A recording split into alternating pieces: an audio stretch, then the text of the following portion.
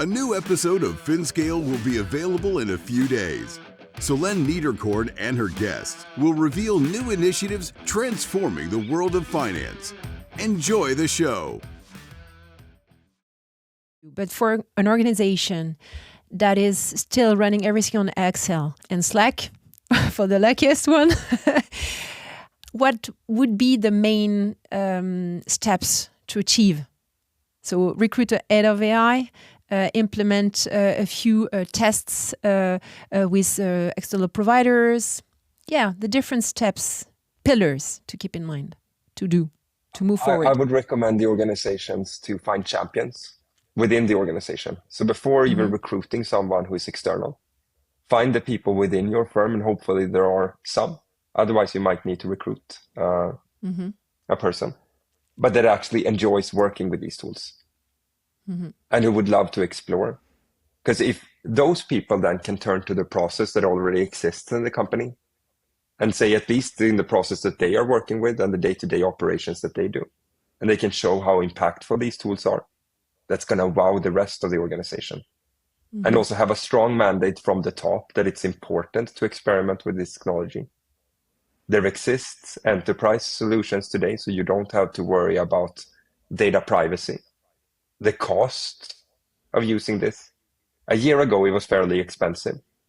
The costs are down year by year with 98%. Wow. So it's only 2% of the cost that it was a year ago to do things now with large language models. And that's one part of AI. I mean, then we also have machine learning, you have predictive models, etc. But start somewhere where it feels like science fiction and where you're saving hours of tedious work that you don't want to do, and actually show how easy it is to operate these tools. Because I think you need to demystify it for big organizations. And don't hire very expensive consultants from really big firms who are going to do a project that is 2 years long and replacing systems, but only let the joy of experimentation and in-house projects and try to create them end to end so that they actually have an impact, not proof of concepts that stays and only influences 1 or 2 people, and then you discard it. But try to bring the value of those initiatives out to the rest of the organization or to the customer so that it actually has some impact. And don't wait. I think that's the most important takeaway.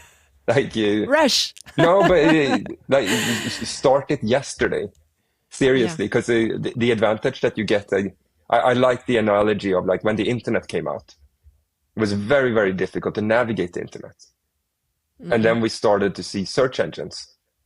And if you knew how to operate a search engine for information retrieval before everyone else, your information advantage was enormous back in the 90s. That was even the case when I went to sort of middle school. I was better at the equivalent of Googling back then or searching on Alta Vista than my teachers. Because of that, I could leave the best essays in that they thought I was a genius, but it was only because I knew how to use the internet. And we have the same opportunity today that if you know how to use AI tools and if you can let that affect your business or organization, then you're going to run faster. Sometimes it's so complicated. I had a discussion yesterday with a prospect of mine, and he was amazed to see me talk with ChatGPT and watching me like, wow, you talk with ChatGPT? Yes, I mean, it's basics.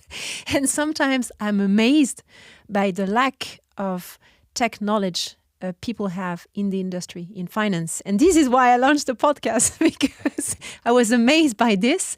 And it remains, today we have too many companies completely back in the 90s in terms of technological advancements. So I believe it's a big wake-up call now. With AI, you cannot miss it. You have to move forward. I think it's excellent that you run this initiative. And I agree with you that there are so many professionals need to wake up almost to a new reality. And I'm not trying to overhype what this can do. But even for me, I'm deep into this field. Thank you for listening to Finscale. Don't hesitate to subscribe to the newsletter on Substack to stay up to date with the latest innovations. You can also find the podcast in audio format on all listening platforms and in video format on YouTube. See you soon with Solène Niederkorn.